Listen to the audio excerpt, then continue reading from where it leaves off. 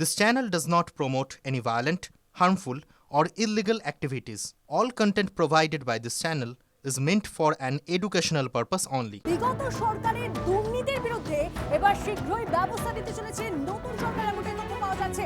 আপনাকে জানিয়ে রাখি, শুভেন্দু অধিকারী তিনি সাংবাদিক বৈঠকে জানিয়ে দিয়েছেন যে তৃণমূল সরকারের প্রাতিষ্ঠানিক দুর্নীতির বিরুদ্ধে খুব শীঘ্রই ব্যবস্থা হবে। শিক্ষা, পুর ও সমবায় দপ্তরের দুর্নীতিগ্রস্ত আধিকারিকদের বিরুদ্ধে সিবিআই তদন্তে ছাড়পত্র দিল নতুন সরকার। সিবিআইকে তিনটি দপ্তরের আধিকারিকরা যারা করাপশনে যুক্ত ছিলেন তাদের স্যাংশন আমরা দিয়ে দিলাম, অর্ডার বেরিয়ে গেছে। এটাতে এডুকেশন ডিপার্টমেন্টের টিচার রিক্রুটমেন্ট স্ক্যাম রয়েছে, মিউনিসিপ্যাল অ্যাফেয়ার্স ডিপার্টমেন্টের মিউনিসিপ্যাল রিক্রুটমেন্ট স্ক্যাম রয়েছে এবং কোঅপারেটিভের ক্ষেত্রে, সমবায় দপ্তরের ক্ষেত্রে কিছু কোর্টের আদেশে যে তদন্ত হচ্ছিল কিছু আধিকারিক তারা যুক্ত আছেন, তাদের বিরুদ্ধে প্রসিকিউশনের স্যাংশন যা বিগত সরকার দুর্নীতিগ্রস্ত আধিকারিক আমলাদের আড়াল করার জন্য 4 বছর আটকে রেখেছিল, আমরা আজকে সেটা। সরকার বদলের পর কড়া সিদ্ধান্ত মুখ্য সচিবের। অবৈধ টোল বা ড্রপ গেট বন্ধের সিদ্ধান্ত সরকারের। জেলা শাসকদের অবৈধ টোল চিহ্নিত করার নির্দেশ। সরকারি অনুমোদন যদি না থাকে তাহলে অবিলম্বে বন্ধ হবে টোল ড্রপ গেট। অবৈধ টোল থেকে টাকা আদায় করা যাবে না, নির্দেশ মুখ্য সচিবের।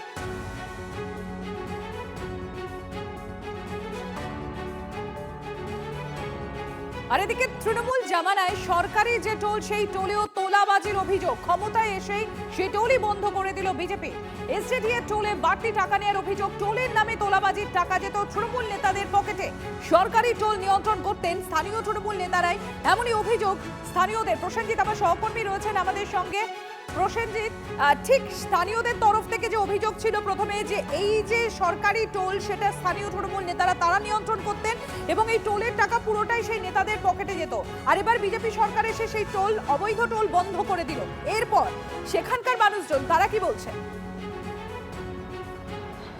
দেখো, প্রথমে আমি একবার ছবিটা দেখাই। এটা ফুলবাড়ি বাইপাসের মুখের সেই টোল, যে টোল এসজেডি এর তরফে সরকারি টোল। দেখো, ভাঙা কাঁচ জানান দিচ্ছে এখানে জনতার রোষ আছড়ে পড়েছে। দেখো, ভাঙা কাঁচ, কার্যত বিভিন্ন কাউন্টারগুলোকে ভেঙে দেওয়া হয়েছে। আমি একবার ভিতরের ছবিটা দেখাই। সেই ভিতরের ছবিটা যদি দেখাই, দেখবে যে ঘরটা থেকে কাউন্টার অর্থাৎ টিকিট কাটা হতো, সেই ঘরেও কিন্তু বিজেপির পতাকা ঝুলছে এবং এই ঘর কার্যত এই মুহূর্তে বন্ধ। এই ঘরের যে কম্পিউটার ইত্যাদি আছে, যাবতীয় কিছু কার্যত কিন্তু ভেঙে চুরে চুরমার করে দেওয়া হয়েছে। এবার আসি এই সিন্ডিকেটের প্রসঙ্গে। বাইরে একটা বোর্ড আছে, সেই বোর্ডটা দেখাবো। এই বাইরের যে বোর্ড, সেই বোর্ডে কিন্তু সরকারি যে দর অর্থাৎ কোন গাড়ির পিছু কত টাকা তা লিখে দেওয়া আছে। কিন্তু এলাকার বাসিন্দারা বলছেন আগে এই বোর্ড ঢাকা থাকতো, এই বোর্ডের ওপর অন্য একটি ফ্লেক্স লাগানো থাকতো, তাতে যে নির্ধারিত সর্বোচ্চ দর সেই সর্বোচ্চ দর দিতে বাধ্য থাকতেন ট্রাক চালকরা। প্রতিদিন এই রাস্তা দিয়ে প্রচুর গাড়ি চলাচল করে, যারা শিলিগুড়িকে বাইপাস করে কলকাতা অভিমুখে যায়। সেই প্রত্যেক গাড়িকে এই টোল থেকেই কিন্তু বাড়তি টাকাটা দিতে হতো। সরকারি দর সরকারের কাছে জমা পড়ে যেত, আর এই যে বাড়তি যে টাকা সেই টাকাই চলে যেত সিন্ডিকেটের কাছে। সরকারের পালাবদল হতেই সে কারণেই কিন্তু জনরোষ আছড়ে পড়ে। প্রত্যেকটা ঘর অরক্ষিত। আমি দেখাবো, দেখো এই যে টোল ভেঙে চুরে চুরমার করে দেওয়া আছে। 1 নাম্বার কাউন্টার দেখালাম, এটা 2 নাম্বার কাউন্টার, আগে আরো 3 নাম্বার কাউন্টার। প্রত্যেকটা কাউন্টারের কর্মীরা কার্যত এই জায়গাগুলো ছেড়ে পালিয়ে গিয়েছেন। এই যে এসজেডি এর টোলের যে অফিস, সেই অফিস তালামারা, কেউ নেই। গোটা এলাকা কার্যত শুনশান।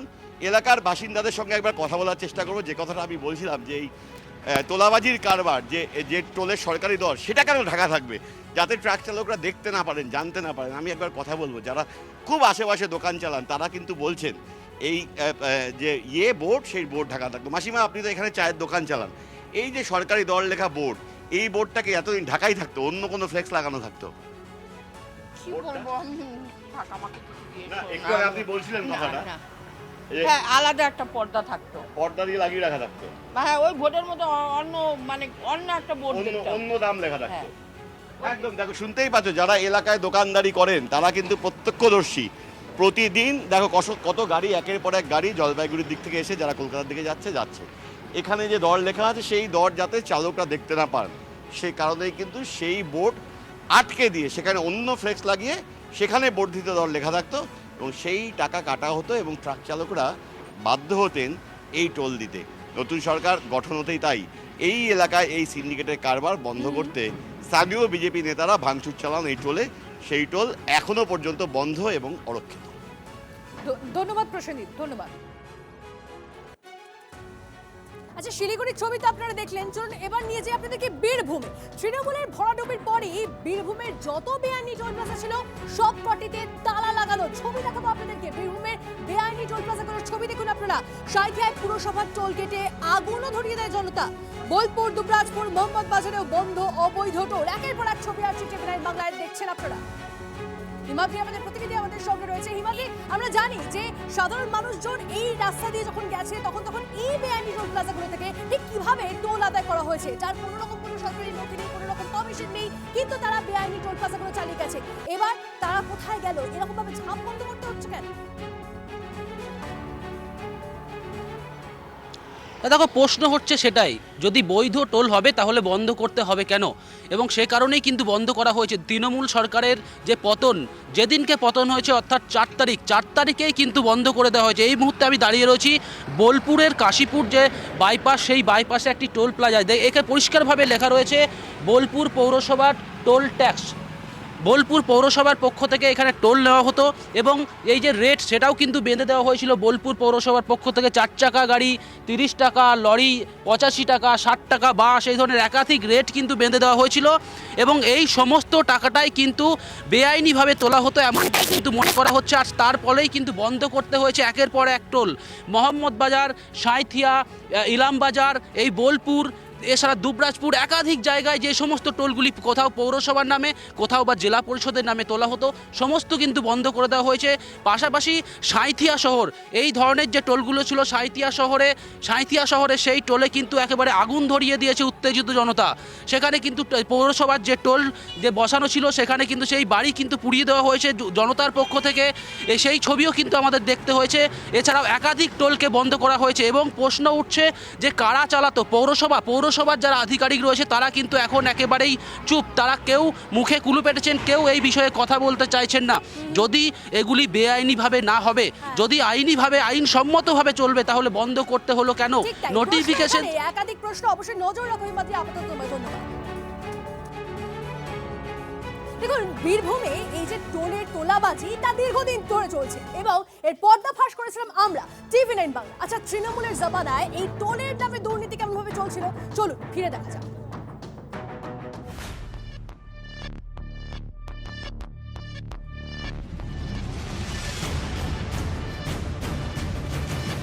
বোলপুর শান্তিনিকেতন যাওয়ার সময় রাস্তায় গাড়ি দাঁড় করিয়ে কোনোদিন টোল ট্যাক্স দিয়েছেন? দিলেও জানতে চেয়েছেন কেন দিতে হচ্ছে টোল? সেই টাকা যাচ্ছেই বা কোথায়? সত্যি কথা বলতে কি, কাজে কমবে বা ঘুরতে গিয়ে এত প্রশ্ন করার সময় থাকে না। থাকলেও খোঁজ খবর নেওয়ার খুব একটা আগ্রহও দেখাই না। শুনলে আশ্চর্য হবেন, বোলপুর পুরসভায় অন্তত 7টি টোল প্লাজা আছে যেগুলি দুর্নীতির আখড়া। মাসে কোটি কোটি টাকা লুট তরাজ চলছে এখান থেকে।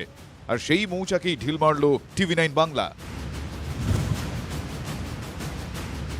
প্রথমে এই বিজ্ঞপ্তিটা দেখুন। বোলপুর পুরসভার একটা নোটিশ। অভিযোগ পুরোটাই ভুয়ো। নোটিশে চোখ বোলালেই সেটা পরিষ্কার হবে।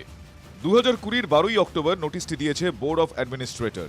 সেই লেখাটি ফ্যাকাশে, দেখেই মনে হবে ট্যাম্পার করা হয়েছে। নোটিশে এক জায়গায় লেখা 3 বছরের জন্য 7টি টোল প্লাজা লিজে দেওয়া হচ্ছে। 69 লক্ষ টাকার বিনিময়ে শেখ নাসিরকে লিজ দেওয়া হচ্ছে বলে লেখা আছে। আবার বিজ্ঞপ্তির একেবারে নিচে লেখা লিজের মেয়াদ 2020-এর 1 জানুয়ারি থেকে 2024-এর 31শে ডিসেম্বর পর্যন্ত, অর্থাৎ 5 বছরের জন্য লিজ। অর্থাৎ চিঠির প্রত্যেকটা লাইনে ভুল রয়েছে, একটার সঙ্গে একটার মিল নেই। বুঝতে পারা যাচ্ছে একটি ভুয়ো নোটিশ। আর সেই ভুয়ো নোটিশকে সামনে রেখে দেদার তোলা হচ্ছে টাকা বিভিন্ন বাস, গাড়ি, ট্রাক, লরি, ম্যাটাডোর সবকিছু থেকে। গাড়িটা না করেন কেন? পৌরসভা টোল নেয়। কত জায়গায় নাই পৌরসভা? বোলপুরে 4 দিকে আছে, 4 মাথা দিলে। এই টোলটা বেআইনি জানেন? হ্যাঁ, সেটা আমি জানি। কোনো পারমিশন নেই পৌরসভা, জানেন? জানি না। প্রতিদিন টাকা দেন? প্রত্যেকদিন দিতে হয়? ওগুলি দিতে হয়। না দিলে? না দিলে চেল্লাই করে, বলে কেস করবে, পৌরসভা বললে আমরা দিয়ে দিই। কি বলছেন এখানকার টোল কর্মীরা? এটা কিসের টোল তুলছেন? এটা পৌরসভা টোল। পৌরসভার পারমিশন কোথায়? পৌরসভা পারমিশন পৌরসভা অফিসে। কোনো পারমিশন নেই আপনাদের। এটা বেআইনি ভাবে টোল তুলছেন আপনারা। কে আছে, মালিক কে আছে?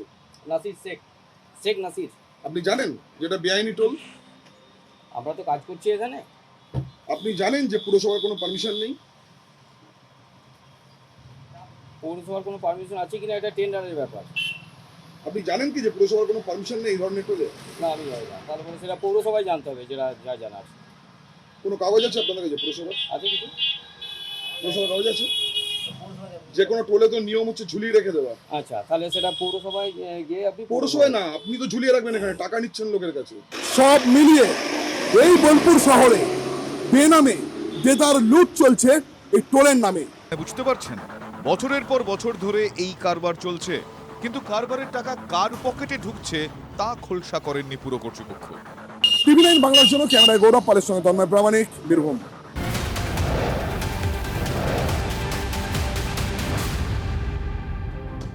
বীরভূমের ছবিটা দেখালাম, এবার চলুন দেখাই আপনাদের আসানসোলের ছবি। সেখানে তালাবন্ধ রূপনারায়ণপুর টোল প্লাজা। রাজ্যে পালাবদল হতে অবৈধ টোলে পড়ল তালা। উধাও টোল আদায়কারীরা।